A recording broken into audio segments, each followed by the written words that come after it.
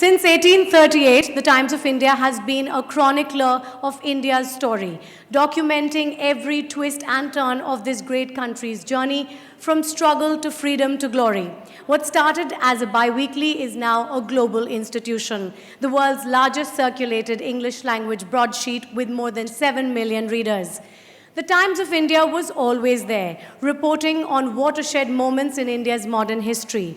It walked in step with independent India as it went from strength to strength, becoming the world's greatest democracy. Times of India is absolutely delighted to bring to sports fans Sporting Times, a unique book which encapsulates the 175-year journey of Indian sport as covered by the Times of India. So without further ado, let me invite the COO, Times of India Group, Mr. Srijit Mishra, to come onto stage, please, and say a few words on the occasion and the 175-year celebrations.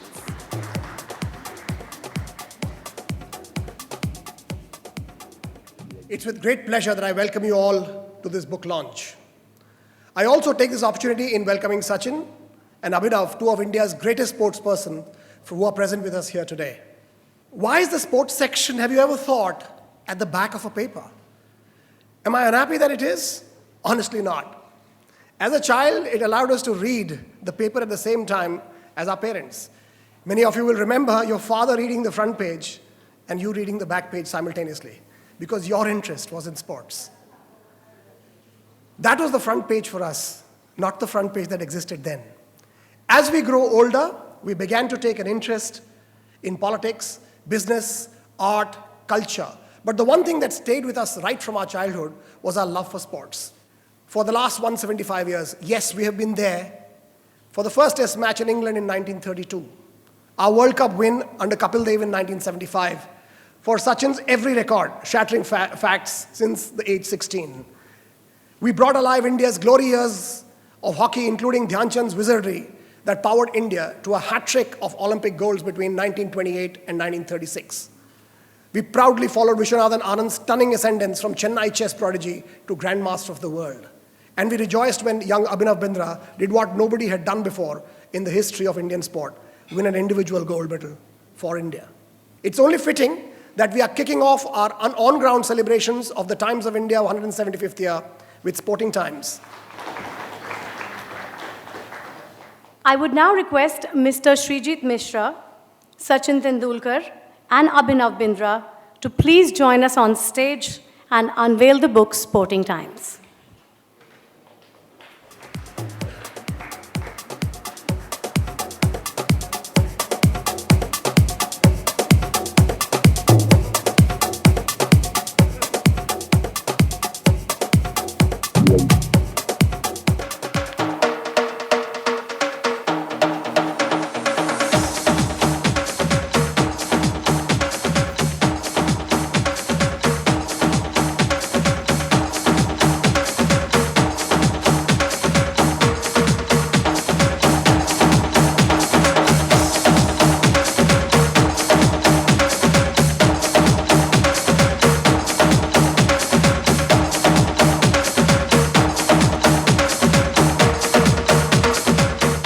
After the unveiling of the book, time now to get some confessions from Sachin Tendulkar and Abhinav Bindra on how they see the role of the media and their own iconic moments in Indian sport. It's beautifully designed, and I must tell you all, one of the first things that caught my eye was this stunning back cover. It's jubilant scenes in Mumbai on the return of India's World Cup winning T20 team in September 2007. And I believe, Sachin, you have a story about this picture. Boria tells me you do. I cannot forget this picture because just when I had announced my retirement from International T20, from England the team went to South Africa and they won the World Cup. And when they were back, literally in few minutes after they landed, a couple of players called me and said, "Where are you?" I said, "I'm at home. I'm just getting ready to go for practice." And that time it was raining actually. When they landed, they were to, I think, get to Taj Hotel all the way. I think Wankhede Stadium where they were being felicitated. And I said, "No, I'm going for practice." I said, "No, we are going to pick you up on the way." and you are coming with us. So I told him, no, no, no, I cannot come. And as, we were chatting with each other, a couple of guys, the bus actually passed me, and I was near Bandra under the flyover, and the bus was on top of me, and we were passing each other, and I said, guess what? I can see your bus. I'm going for my practice right now. This is your day. This day belongs to you. You guys have played brilliantly, and I don't think I should be on the bus. But, after having spoken to all the players, they all said that they've never experienced anything like that, and such was the reception. And again, you see, I mean, these are timeless photographs, and how can you not admire what you see? Abhinav, let's talk about this. Now, this is one page in this book which is truly a historic moment. Something no one's done before him, and as yet no one's done after either. Tell us about this. What was going through your mind? What did you feel? I mean, what was it like? Well, obviously this moment was the thrill of my life. I mean, I worked for 15, 16 years of my life at that point to work towards this moment, and I was just glad that I was fortunate enough that that moment actually arrived. I mean, it was the first emotion, I think, was I was relieved, that I achieved what I set out to do. So I think there was immense satisfaction, a great sense of fulfillment, and it was a thrill. I think it was extremely thrilling. And in all the coverage that followed, was there anything that you feel people still don't know about that moment? Because reams and reams have been written about it. Anything that we would still not know? Well, I have to admit that I did look at the coverage a few weeks after I returned from the games, and I found it very entertaining to read about myself. Most of it was wrong. I mean, I think a lot was written that I'm a really calm person, and I'm a really calm person by nature, which is absolutely untrue, which is absolutely false. I'm the most hyper individual that there possibly can be, and I'm the most nervous person ever. So I mean, there was a lot written about me that I'm really calm. I mean, I wish I was. The first innings that actually, yes, the England 100 and the Abdul Qadir 4 sixes, not taking those into account. What was Perth like? Saurav tells me that not any of the other Indian batsmen could even come to the front foot. I've reported that. I've put the 2 reports of that innings in this book. Is that your best 100? Was it the most difficult innings? Yeah, Perth being the fastest track in the world and the bounciest track, it was a tough track to bat on, but I don't know, I didn't feel any discomfort at all. I thought I was in good positions. And on many occasions, whatever you decide to do your body reacts once your mind has taken a decision. So if that decision itself is not positive enough, the body doesn't react positively. And I thought I was pretty much clear in my mind what I wanted to do. So my body was reacting to whatever was bold to me. I didn't spend time thinking about, the others were not going on the front foot, or I was going the front foot, whatever. Each batsman has his style to deal with a similar delivery. You keep 5 batsmen, they all will play those deliveries differently. And I was dealing with them differently. So, whatever I did, I was comfortable and I was confident. We keep talking about Beijing 2008. What was Athens 2004 like? If your autobiography, I remember right, that final, even the floor under your feet, just talk that experience to us. Well, Athens was interesting. I think for me personally, I performed better in Athens than I did in Beijing. I broke an Olympic record in Athens, but obviously I didn't win a medal. For me, my performance was much better in Athens than what was in Beijing. But it didn't yield the outcome wasn't what I desired. But obviously, it was extremely disappointing. I think it was heart-wrenching. But I think it also gave me the strength to come back. It gave me the strength to make sure that I work harder, make sure that I train myself to keep every variable in mind and be ready for anything. And sure enough, there was a challenge thrown at me in Beijing. When I entered the final in Beijing, my sights were out, of my rifle were out, and my first trial shot was a 4 or 4.2. So it was, but I was prepared for that. And that is the reason why I could actually deliver in Beijing. And I think that was born out of the failure in Athens. So I think though the failure was very, very disappointing, it was heart-wrenching, but I think it taught me a lot. It gave me a lot of lessons. And it was a stepping stone to success. What did you feel in India's Goldfinger moment, and Abhinav, your favorite Sachin moment? Here I'm going to go first. I remember I was in Sri Lanka and we couldn't watch obviously because we were playing our series, but the moment we got to know that the first gold medal has come to India, 88 years is a long time to wait, and we were really excited and knew that he's the one who set the ball rolling. And I have no doubt that in time to come, because of him, there'll be more and more talented shooters. After getting the first gold medal, there is sky is the limit for us. We've got some talented sportsmen, but he was the first one to bring. So it's incredible.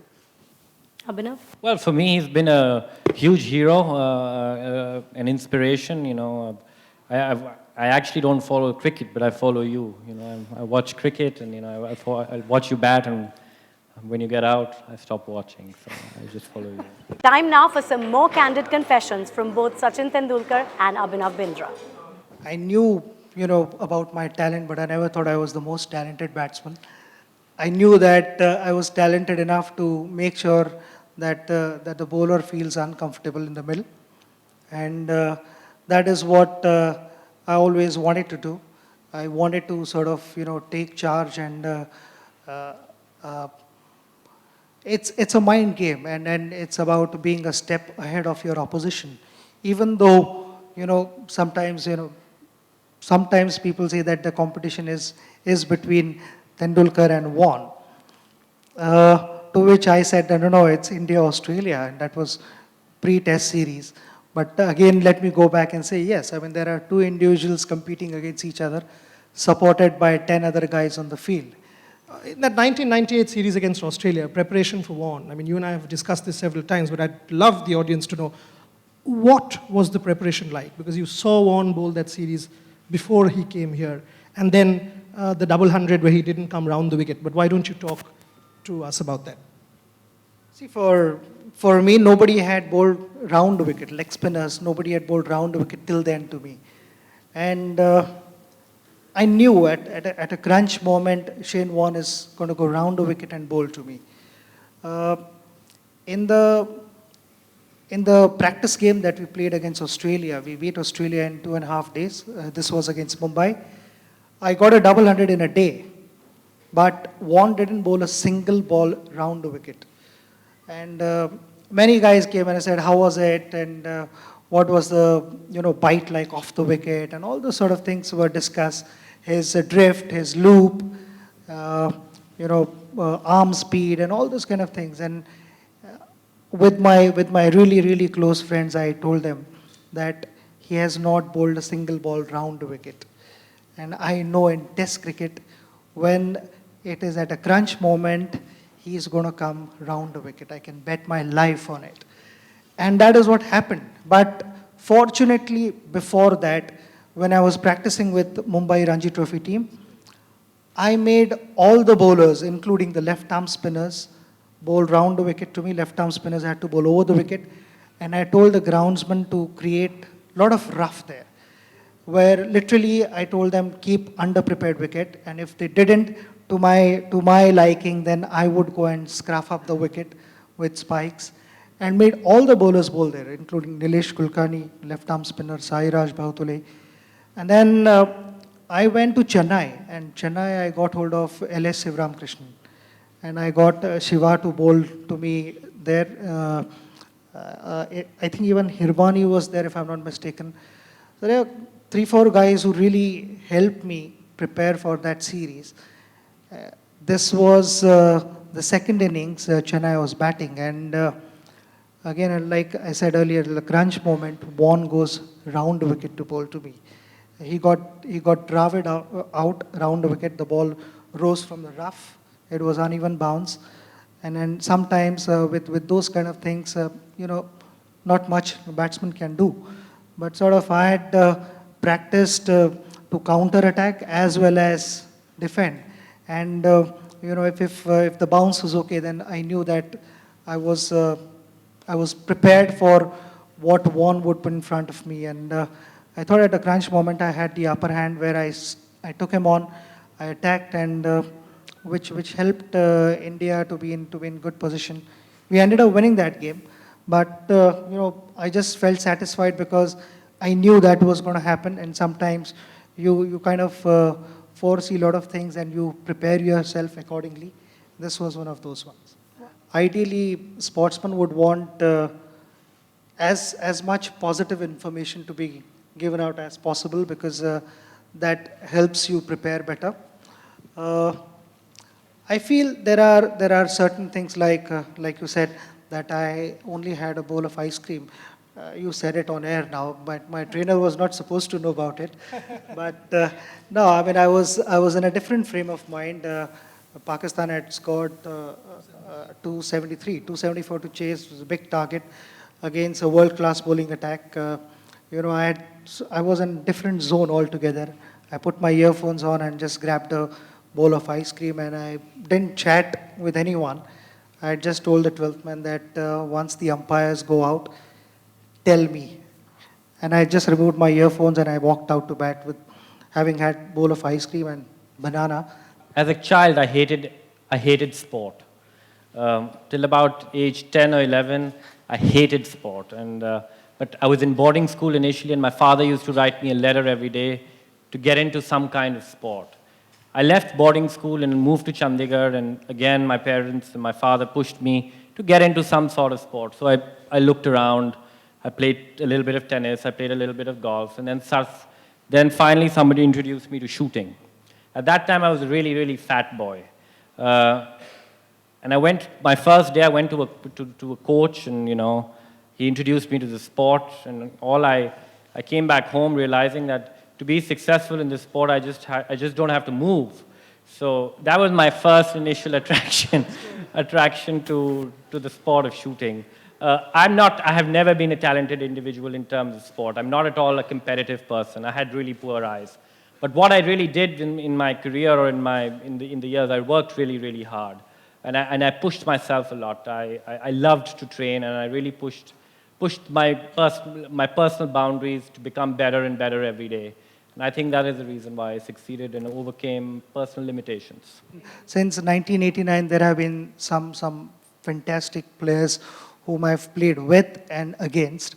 If I have to name a few from the opposition 10, then it's got to be Brian Lara. I really thought Brian Lara was special. Ricky Ponting, Jacques Kallis. I think these three guys are really, really special. From our team, I would say Sehwag was a joy to watch from the non-strikers end in a one-day match or even test cricket for that reason. It was a roller coaster ride. You didn't know what to expect. In spite of a long on, he was prepared to go over that long on fielder because he thought, yeah, the ball is there to hit and I know I can clear it. I mean, that's the way he batted. Rahul, Lakshman, Saurav, I think we've had some terrific, talented batters, and then I would say, I mean, the last few years that we played, not few years, I mean, we played for almost 12, 14 years together, was a joy to play cricket with such talented players. And the later part, then in one day, Yuvraj got in, and again another gifted player and someone who could hit harder than most of the batters I've played with or played against, and then Dhoni. And with that, we conclude today's celebration. Thank you once again for being a part of this very special day. We're extremely grateful to our special guests, Sachin and Abhinav. Thank you for being with us.